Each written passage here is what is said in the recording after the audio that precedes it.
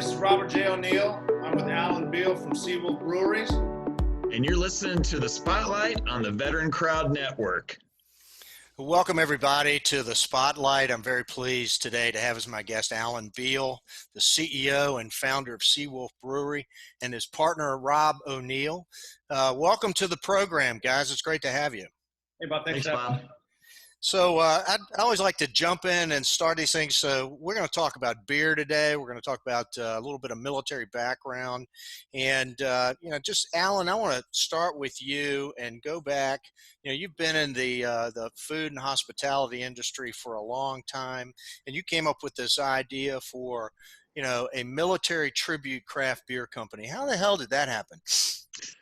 It's an interesting story. Two of our partners graduated from Gallaudet University. They live in the DC area, and they were always coming to Annapolis, Maryland on the weekends for, fun, but they're craft beer aficionados, and there really wasn't a craft beer scene in Annapolis, nor was there anything that really tributed the Naval Academy, because, this Annapolis is the home of the Naval Academy. So they got together, they were thinking, hey, what about a craft beer brand that tributes Navy service? And they thought about SeaWolf. One of our partners is kind of a novice naval historian, if you will. He's done a lot of research and has a lot of great knowledge on Navy vessels and the Navy history and all that kind of stuff. So that's where it came up. They really didn't know where to take the idea at all. And they got a hold of me. I was in Washington, D.C. doing a consulting gig at a restaurant and bar there. And we happened to be at a Guinness promotion, actually, a Guinness beer promotion at this bar. And one of them approached me and said, hey, I think I got this good idea. I don't know what to do. So I talked to him and kind of pulled into Annapolis one day to check out Annapolis. I had never been to Annapolis before, and I saw the Naval Academy, and I thought, wow, SeaWolf Brewery, and looked around at the restaurant and bar scene, and I just, coming from a military family in practically all the different branches, I understood the military and how extensive the military community is, and I just kind of put two and two together, and I heard the thunder roar and saw the lightning strike. So that's kind of how SeaWolf started. I just immediately got to work and started developing the concept and the brand. Well, that's awesome. So tell me, how did you meet Rob?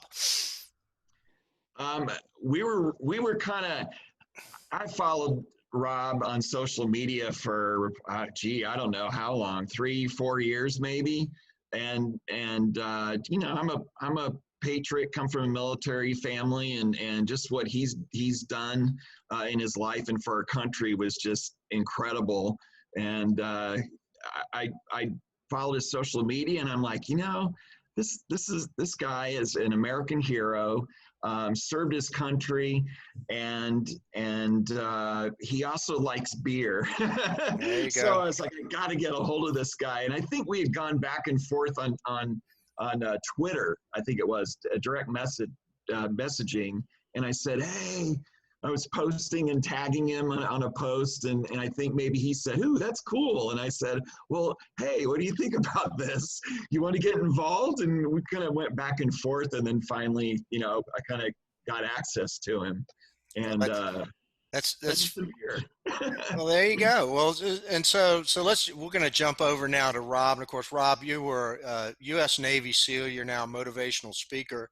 You're the author of The Operator, Firing the Shots That Killed Osama Bin Laden and My Years as a SEAL Team Warrior. And, just great to have you on the program. I've got so many things to ask both of you guys, but what drew you to SeaWolf Brewery in the first place, and Cat Shot and Special Hops and Ship Driver and Fleet Driver, all these beers that you guys are making now? Well, just like Alan was saying, we kind of were just going back and forth, messaging each other. We exchanged an email address somehow, just because you don't want to do too much personal stuff on direct message. And somehow I talked him into sending me some special hops, like just, a small batch of special hops. And my wife was actually home before I was on the road. She was home when it got there. And she said, she drinks beer, not a big beer drinker. And she said, I tried some of the special hops and it is really, really good, or something close to that. And then I got home and I tried it, and it's excellent. And it was almost kind of just, we're kind of messing around about me getting involved with it. I'd heard about people getting involved with business through social media, but I was like, if we should move forward with this. This is really good. It's a brilliant idea, Navy-based, but there's no reason to get it to all the military because, we all have that common base. Most military people love to drink beer, and it seemed really cool. I love Annapolis. It's just a beautiful place, especially in the summer, drinking beer on the water. And Alan and I got along really well off the bat. He's only had to yell at me a few times, and so we're doing well. Well, it is. Alan was telling me yesterday the beer's selling so well you're sold out. So, what's the plan here, Alan? Well, we sold out during COVID. I mean, like really quick too. In April, everything was gone on the shelves in Maryland and in Virginia. So we're about to get back into production. COVID has interrupted a lot of this, even on the manufacturing side. So we're about to get back into production, get our beer back on the shelves. We'll be brewing some larger batches this time to scale it up. And, we're looking forward to scaling outside into Florida and Texas and California, and also about 13 other states, like as soon as possible. So what do you think is you're not the only military-facing beer that's out there. I think there's actually a little bit of an association out there, in particular, of craft brewers that are military veterans. Are you part of that group? Not really. I think what kind of makes us unique. I mean, we're out of the Navy Exchange stores that we're in, we're a #1 selling craft beer brand at a 300 plus SKUs. All right. So what kind of makes us unique, I think, is we took a different approach to this. Instead of kind of being just a vanilla military labeled beer can or anything, we wanted to tribute each service inside each branch. You know what I mean? So we're making a beer for the SEALs. That was our first release, special hops. The next release, Cat Shot, that's tributing aviators and deck crews, aircraft carrier personnel. We got Ship Driver coming out for SWOs and surface warfare. We just have a whole slew of beers that tribute each service, and that's, I think, what kind of makes us unique. And a Maryland Governor's Cup winning brewmaster as a partner, our brewmaster, doesn't hurt either. So we kind of boast a 90% acquisition rate when we're doing a tasting in a military exchange store, and about 70% at a civilian package store. But the packaging really connects. And then when they taste the beer, it's a slam dunk. So that's kind of what makes SeaWolf unique, I think. You've got a couple of other brands I think you're getting ready to work on, maybe Soldier Brewery and Airman Brewery. Talk a little bit about the plan for that. Well, it was awesome to get into the Navy Exchange, and Nextcom were approved for national distribution into all the Navy Exchange stores. As soon as I kind of put some feelers out to AFES and MCX and Coast Guard Exchange, the actual corporate buyers got back in touch with me, and they said, "Hey, we love your concept here. Are you going to make Marine Corps specific beers? Or are you going to make Army specific beers, or Air Force or Coast Guard?" And I said, "You betcha." So I started developing the Soldier Brewery brand, and we're going to make those service tribute beers inside that ecosystem. And then Airman Brewery for the Air Force as well. And that leads me to a question, Alan, but I'm going to throw it to Rob. I mean, what alcohol content should they put in the Air Force beer? You got any comments on that?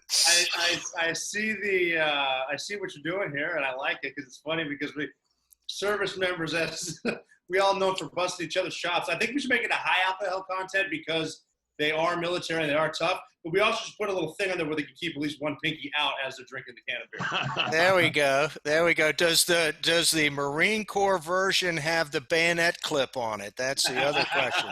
There's some good ideas there, and we're actually talking to some Marines about good ideas. And I have nothing but love for Marines. I make fun of most services, but I have a tendency to slow down the cadence when I'm talking to Marines, just I don't want to bite off more than I can chew with them. Well, you know, you guys ought to consider having a Marine as a business partner. Not, I'm not one, but because they're tough as nails and they're too stupid to know when to quit. So that's why they make such good entrepreneurs. So Rob, I got to ask you some questions, and I'm gonna dive into some things, and let's talk about some current events. Let's talk about Delta Airlines, and that's kind of in the news lately. You even made it onto the Duffel blog, I saw. I don't know if you've seen their little article about you, but you know, they even picked it up. So you know, you're a hot topic right now. Yeah, I haven't. I've had my phone off for about 4 days. What's going on? I haven't heard anything. No, I bet. No, I'm even getting messages from people in everywhere from up in Scandinavia, out in Hong Kong, down in Australia. So it's made its round. I mean, a lot more support than you would think, because like Babe Ruth said, the loudest boos come from the cheapest seats. So the really negative, hateful people are mostly bots and stuff like that. And I'll bite once in a while because I like to have fun with people and mess with them. But it's really hard on a text or a tweet to tell if someone's joking. So, right. And you tell enough bad jokes, eventually someone's going to hit you for being serious. And all that happened on Delta was I was kind of pointing out the hypocrisy of everyone keep your mask on until we give you food and stuff to drink. So then I'm taking it off, and I just took a quick selfie as a joke, like sort of like, what's the point of taking it off whenever? Like, what if I happen to be eating and drinking the whole flight? That means I don't wear one. If I'm eating as I'm walking through the airport, I don't wear one. And that's just kind of what I was saying. But obviously, and again, I'm oftentimes more lucky than I am unlucky. But this time I was unlucky because there was a gentleman behind me with a mask on, and he had a USMC hat. And I didn't notice him because I took the selfie, posted, and we took off. My wife noticed. And she spent my entire flight trying to find out my password to delete it because it looks like doing damage control for you. Yeah, while you were on the flight. It looked like I was calling out a Marine, and that wasn't even. I didn't even see it, the thing. I didn't know there was an issue actually until I got to the car and then was getting a ride somewhere, and it just hit the fan. So and then Delta got all upset. They were taking a lot of heat. The story was put out by the New York Post, the New York Times, and they actually started giving Delta Airlines heat. What are you going to do about this guy? What are you going to do? Because obviously the pandemic's serious. I've never said it's not. People need to take it seriously, but it gets political too. And the mask wearing in public is one of the religions of the left. And they got a hold of that. And they're putting the maximum pressure in this cancel. What are we calling it right now? Cancel culture. Yeah. Right. And they're leaning on Delta. What are you going to do? So the Delta, I had a flight the next day in Delta One, which is an upgrade from first class, from JFK to LAX, which would have put me over into what they call the Million Miler Club. It would have been a Million Miler member.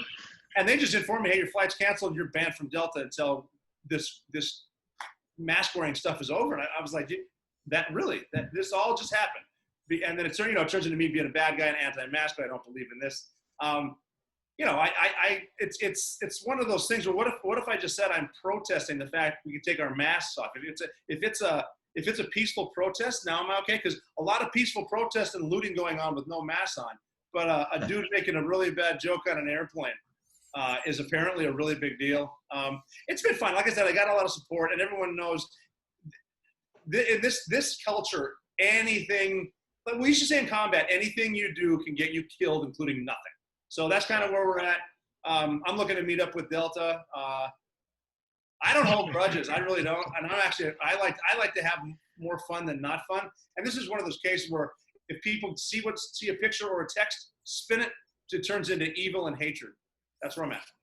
Well, let's take a step back, and because not everybody that listens to my podcast knows the full story. So you got into the Navy to escape a girl in Butte, Montana. That's where I want to start, right there. Is that right? Yeah, we had broken up, and it was time to leave. I needed to get away from her because, once you break up with someone, you don't really break up with them, and it's back and forth, and you just torture yourself. So it was time for me at 19 years old to get out of Butte, Montana. The easiest way was to join the Marine Corps. Right. because I mean, these would join the military. The Marine Corps is one I wanted because I had two friends that were Marines, and I love Full Metal Jacket. And it's like I can go experience that, even though boot camp does not look like fun. I can go just have that life experience. And again, being lucky, the Marine recruiter was not in the office. The Navy guy was, and the only reason I went in there was because my two Marine Corps buddies told me something I didn't know. As a joke, we all bust each other's chops. They said the Marine Corps is actually part of the Department of the Navy. It's just the men's department. Right. True story. That's why I went in there, because I asked him, where's the Marine? If anyone will know, you'll know. And he said, why do you want the Marine? And I said, well, I want to be a sniper. And he said, well, look no further. We have snipers in the Navy. All you have to do is become a Navy SEAL to become a sniper. No problem. And then we'll put you through sniper school. And I didn't know what a Navy SEAL was. And I didn't know how to swim. But I remember thinking, I'm 19. I'm naive, but this guy's a professional recruiter. Why is he going to lie to me? And I signed the papers, and that's how I got it. So you were off to buds pretty quickly. Yeah, I went to boot camp a few months later in Great Lakes, Illinois. I went to a really quick A school, which is a school for your specialty, right, in Millington, Tennessee. Went up to Butte, Montana for leave, and then I was in buds, basic underwater demolition SEAL training. So I was in SEAL training 4 months after I started boot camp. And you're not the first SEAL I've met that was a poor swimmer going off to become a SEAL. Yeah, and well, it definitely helped to be like a high school swimmer or a college swimmer. But a lot of things I've noticed in the SEAL team, sometimes it's better to not know anything so you don't resort to bad habits. Swimming's an exception because it's all technique. And I know guys that could swim faster than they could run. Just going in there, learning the stroke. I did have someone teach me how to swim before I went in, so I got in the water. But 4 months of swimming is nothing close to a lifetime of swimming. But they taught us the combat recovery stroke, or the side stroke, which is what we needed to pass the time swims in the ocean. Which basically, if I had a good swim buddy that would guide for me. He was a surfer, and he knew I was bad, so he really helped me along. And I got to just basically go straight and swim. But the part that came in had nothing to do with swimming, but they had to do with water, like drown proofing, where they tie you up and throw you in for an hour at a time. And all they're teaching, the drills they're having you do is like exhale so that you could sink, float, which is hard when your hands are tied behind your back, swim hundreds of meters tied up, which has nothing to do with technique. But all they're teaching you to do right now is not panic. Right. Panicking is not going to help you, so just stay calm. That's what they're teaching you. That's right. So you had an illustrious career. You've been with the best of the best. You were involved in several episodes that became movies. 3 of them that I can think of, but talk a little bit about the one thing, May 2011, and let's just share that story, if you will, and how you ended up, or what piece of that would you like to share with our guests who are military veterans in business out there right now. And I know you're a motivational speaker and talking to a lot of people right now, and wondering how you weave sort of these experiences into your current speaking career. Well, the thing about the Bin Laden raid, everyone knows what happened, but the part they don't realize is the exception of death, that it's expected. We know it's a one-way mission. But we're going to do it anyway. And we're not doing it for the money or the reward. We're doing it for the people who jumped out of the towers on September 11, 2001. Because, 1 minute they're having breakfast at Windows on the World, and the next it's 2,500 degrees Fahrenheit. The best option is to jump. We did it for the people on Flight 93, who were the first Americans to actually fight Al-Qaeda. And they fought them in the plane, getting to the cockpit, basically forcing the plane down in Pennsylvania, and then for the people that went to the Pentagon and got blown up by a plane. That's why we're going on the mission. And just were you already in the Navy on 9/11 at that point in time? No, I joined the Navy in 1996. Right. And I only stuck around because once I got to SEAL Team 2, I was too young to leave these guys. I didn't want to leave the team. I didn't want to leave the guys. I got a lot of life left in me. I'm staying here in Virginia. Then 9/11 happened on my second group of years, my first re-enlistment. So then I said, I can't leave now. They taught me how to fight. Then I found out about SEAL Team 6, and I said, well, they're going to get some of the best missions, so I got to go try to get there, and that's a whole different thing. It's another selection course, longer than SEAL training, and it's harder than SEAL training. And half of the Navy SEALs who try out don't make it, and it's just it turns more into a mind game than the physical game. Even though we would. The selection process is famous for its really, really long runs in the morning, really long, fast runs, like 10-mile runs, starting at 5 a.m. And those are just mind games too, because you have a full day of training with all your gear. It's all the mental stuff with the tactics, all the close quarters battle, all the military operations, urban terrain, all the skydiving, night skydiving, halo, hey-ho, high altitude, high opening, high altitude, low opening.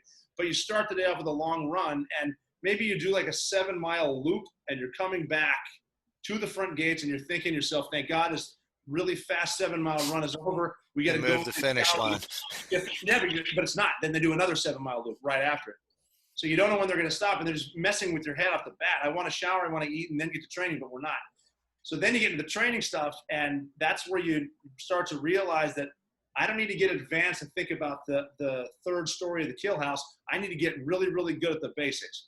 If the guy in front of me goes in, left, I go right. I'm covering his back, and then the other guys come in fields of fire based on movement, effective communication, and how you can handle stress. And the realization is that stress is a choice. That the way to not get stressed out is to just not get stressed out. Whatever it is in life, get over it. And that's it. And that's how you handle a really difficult situation. That's how it's okay to be afraid. It's not okay to panic, because panic is contagious. And if one person panics, especially a leader, everyone's going to panic, because panic. Look what's going on right now. One guy decided to buy all the toilet paper in one store in the country. Someone saw him, went to the next store, bought all the toilet paper. Someone saw him. It turned into all of a sudden, because of panic, our first survival instinct as a nation is toilet paper. And that's his next stop was to get the Cat Shot IPA, right? There you go. Now, see, that's a good call. Whenever there's a problem, go get SeaWolf beer. Oh, the Cat Shot's a lager there. I got to get it straight. It's the Special Hops IPA. All right. Yeah, that's a good one. No, that's fine. They're both good. I like both of them. But, so, but the other point we're making, that we're learning through this also, is that as a leader, something that else is common is contagious, is calm. It doesn't matter what you're feeling. If you portray calm, your people will be calm. And that's what we need right now. Yeah, it's a great lesson in that. Let me ask kind of a hard question. I mean, there were some folks, Rob, that reacted negatively to you writing the book within the SEAL community, and there's kind of two rules of thought, I think, in that space about sharing some of these experiences. And have you got anything to share about that, and what's happened since you wrote your book about that night? I wish every guy on that mission, I hope they write books. And as long as you do it the right way. I went through the Pentagon. I went through the approval process. I went through the Department of Defense. It went to the 3-letter agencies and every command that was involved with it. And it was approved 100%, not 100%. They corrected a few things. We recorrected, resubmitted. So the entire book is approved. The entire story is approved. And that's why it's funny to hear negativity. Because, they'll always say, too, well, what about that SEAL code? I'm like, I know I read about the SEAL code in about 55 Navy SEAL books. It's not real. And I've yet to see a mission, even ones I wasn't a part of, that haven't been told and written about by the people involved. So it's just a lot of the people, a lot of the negativity out there. It's just, you can't let negativity get you down. Don't get sucked into it. And even right now with the Delta thing, you know what I do is I ignore it. Right. Well, I got to ask a question. So I struggled through one episode of the Navy SEALs series on TV, and I found it kind of outrageously inaccurate. Any thoughts on what makes a good movie, and have you ever thought about being an advisor on any of these television shows that they can kind of make it a little bit more realistic? Or is there just too much gallows humor among the Navy SEALs and the rest of the veteran community to make it real in the first place? I don't know. In my experience, I don't know if the reality would make it interesting. Some of it is that the Captain Phillips rescue was incredible. The snipers were amazing, but the movie was not even close. And that because they needed to Hollywood it up a little bit for a lot of the drama. Excellent movie. Tom Hanks was incredible. The actors were great. I love the dude that played the pirate. I think they pulled him out of Minneapolis like he was a cab driver. There you go. And I even heard that he did the line, I'm the captain now, kind of ad-libbing on set, which is great. Great movie. Zero Dark 30 was really good, not great because they screwed up the ending. But they portrayed the woman just the way she was. Exactly like that. One of the toughest people I've ever met. And then Lone Survivor, I think out of the three is the best one. Just because it's the only criticism I have of Lone Survivor is they couldn't fit the whole story in that short of a time. They had to short some of it up, and the mountains weren't steep enough that they were jumping off of. And those initial four snipers, I can't. The will to fight was so incredible with those guys. And then with Marcus, his will to live was incredible. And then the guys on Turbine 3-3, the helicopter that came in, I think it was 18 guys that died. They pretty much knew there were going to be guided missiles in that valley. Their brothers needed help. They win, and they all died. But I don't. You know, some of the movies, some of the other missions that we did, it just a lot of them weren't fun enough. We could. Our training was more exciting sometimes than our missions. Go. You raised one topic there. The end of Zero Dark 30. They messed it up. What would you have done differently? Well, they made the woman cry when she saw Bin Laden's body when we brought him back. I got you. She didn't cry. She sort of said when we walked her over to the body, and it started to sink in how historic this was.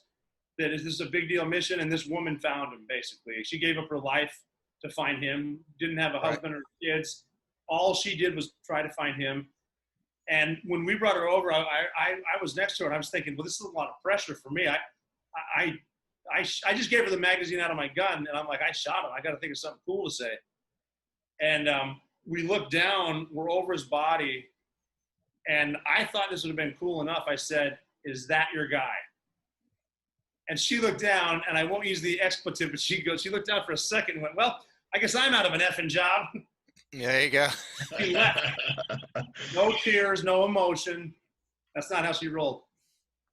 Well, that must have been an incredible evening. So let's shift gears now. I want to talk about the Special Operators Transition Foundation and some of that charitable work that you're doing right now, where you're providing individualized transition support for special operators. And there are a lot of 501c3s out there trying to address different issues, and I'd like to hear about what you're doing. Well, when I got out after the Bin Laden raid, about a year and a month or two later, I didn't hit 20 years, so I don't get a pension. I knew that. But I still have a mortgage to pay, kids to feed, and you got to keep the lights on. And I didn't know what to do with myself. Fortunately, I after the Bin Laden raid, I did do another 4-month combat deployment to Afghanistan. And then after that, I had a few months of accrued leave. So the Navy would still pay me, just I don't have to deploy or train. So I got to find out what I'm going to be good at. And, I did have friends in Washington, D.C. and New York City who introduced me to people in San Francisco. I made different connections. I was connected to a speakers agency, Leading Authorities, which is one where I speak now. And I realized the stuff that I had learned as a special operator, a lot of companies want it. And what that is, the ability to ask questions when you don't understand, the ability to get in the same room and negotiate, the ability to lead or be led, the ability to handle a stressful situation, effective communication, the realization doesn't need to be compartmentalized. If my people know what they're doing and why, will be better. And a lot of CEOs weren't happy with the products they were getting out of college nowadays. I mean, there's certain degrees that are useless. Right. And certain attitudes of what are you, when do I start and how much am I making type stuff. And a lot of these CEOs said, let me hire this guy and I'll teach him the job because he has the traits he's learned. And so we initially started at Your Grateful Nation, and I found it with another Navy SEAL and a couple Army guys. And just recently, within the last year, we've grown quite a bit. We've got a great board, and we changed it to Special Operators Transition Foundation because that just makes more sense than Your Grateful Nation. No one knew what that meant. Your Grateful Nation was down in Florida, I think, as one of the founders down there. Okay. All right. And then, so that was Colonel Rob Carilla, Green Beret. He came in, took over. the operations side. He really changed it, the flow of everything, the cash flow, the organization, stuff like that. And then he recently passed over to another colonel, Tommy Stoner. And we're just growing now. We're bringing guys out of any branch, special operators, and obviously we want to expand to everybody, but that just takes time. But now it's special operators transition to the private sector. And the best email I see, hopefully twice a week, is when either a veteran or their spouse says, "We have our second career now, and it's because of you guys that we did it." And it's not just a job where not anyone, but a lot of these men and women could go to a contracting company, pick up a gun, and go do security somewhere. Right. But not everybody wants to. I never wanted to. I don't want to carry a gun. Well, nowadays, but I do tell people the next person I shoot will be in my house. There's a lot of the conversations I have on this podcast kind of come around to military transition and so forth, and I have this discussion where I believe exactly what you just said. I can take that raw material. I think young people get something in the crucible of the military that rewires them. It changes their DNA, but that's such valuable raw material to take. I can teach somebody how to be a financial analyst. I can teach them how to do a lot of things in my business, but I can't create in them the disciplines, the personal accountability, the grit, the toughness that you get from being in the service. So Alan, let me draw you back in. So you guys are partners now in the beer business. What's the future for SeaWolf looking like? What's happening over the next 12 to 18 months? Well, we're going to acquire our own brewery. That's number one. So we can be the masters of our own fate and actually have a brick and mortar. And I think we're going to be pulling out of COVID. I think the country's going to be pulling out of COVID here in between now and first quarter of 2021. Get a tap room open. We've been inundated with developers all over the country, from Jacksonville, Chicago, San Diego, for a SeaWolf Brewery tap room foodery concept. We've got 3 brands in the company with Soldier and Airman. So we'll probably be looking at a taproom foodery concept for all 3 different brands that will be near bases around the country. So that's one aspect of it. And we're going to be sponsoring a lot of major military events next year as well. So, you and I talked a little bit about this yesterday. There's a lot of opportunity for acquisition within the craft brewing business right now. A lot of equipment, that sort of thing. Will the first one be in Annapolis? Have you got a site scoped out yet, or where are you gonna start brewing when you get it done? Bob, what I can say right now is we're looking in the state of Maryland and in the state of Virginia. We've got a couple locations that we've scouted, and we haven't decided which state we're going to land in yet. Right. Okay. But gradually, we're definitely going to have something open in downtown Annapolis, for sure. And so could I assume that the Tidewater area of Virginia could be in the radar, in the sites, as well as maybe San Diego? Would those areas make sense for a location? They would. Okay. Yes, sir. Okay. Very good. Well, I could talk to you guys all day. Sometimes I drone on like this. I get to this point in the interview and I really don't want to end it, but unfortunately we've kind of come up against our time slot. And just really appreciate Alan, you and Rob both being on the program. Thanks so much for being our guest. Rob, thanks for sharing your story. You're very welcome. Thanks for having us. Appreciate it. Thanks, Bob. And so this has been the Spotlight on the VeteranCrowd Network. Try to post these things on Tuesdays and Fridays and feature veterans and military spouses who are making a difference in our community. Today, our guest has been Alan Beal and Rob O'Neill of SeaWolf Brewery. And welcome. Thank you so much to you guys for being on the show. And that's a wrap.